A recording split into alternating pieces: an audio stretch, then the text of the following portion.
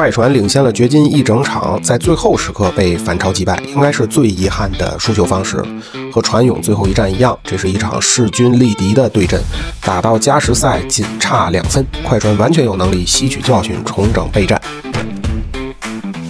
快船全场20次失误，掘金仅有11次，失误太多是快船本场表现最不好的方面。赛季2大顽疾，退防慢，失误多，本场快攻甚至比掘金还多，没想到还是倒在了失误太多的问题上。小卡7次，鲍威尔4次，博格丹3次。不过快船队的失误过多，并不是一些人说的漫不经心造成的，除了1-2次以外，大部分都是受迫性的失误。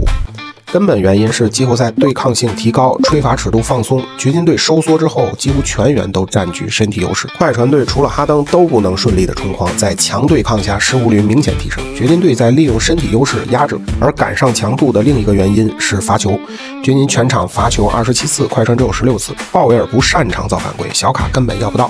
博格丹是一个对抗偏弱的球员，更何况是面对掘金。除了登哥能利用造犯规能力避免贴防之外，其他人都是近身肉搏。掘金这招对快船真是高明。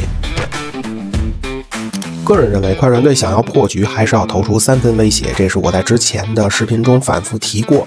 小卡复出后，快船最大的隐患就是3分球越投越少，把上半季的绝技都丢了。明明有很多的3分高手，鲍威尔、博格丹和巴图姆，但是3分的比例就是越来越低。快船队除组外最高的是小卡，而掘金后场都是布劳恩和穆雷，这个身材压制没有办法避免。如果说不利用空间打击掘金队的轮转能力，而是硬凿油漆区的话，快船就非常被动。这个是掘金比较擅长的防守。快船队本场打了掘金一个出其不意，禁区得分非常多。当对手真正反应过来时，快船队却没有捕捉到大量的3分线外的机会。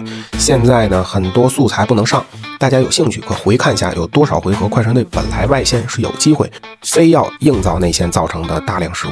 说实话，非要是较真的话，掘金队护框也不好，外线轮转也不快，真正出色的就是进攻。G1对于老师的防守不好，首先就是没强度，也不见绕前。湖人队之前不是很好的示范过一次吗？另外就是祖巴茨总被调离禁区。约老师的赛场语言非常明确，祖巴茨对位他就运球到高位，策应队友完成冲框；其他人对位他就落低位篮下单持，这个闭环很成功。快船队有点被牵着鼻子走，卢只在威少登场时让祖手沉退，他挺看重布劳恩的。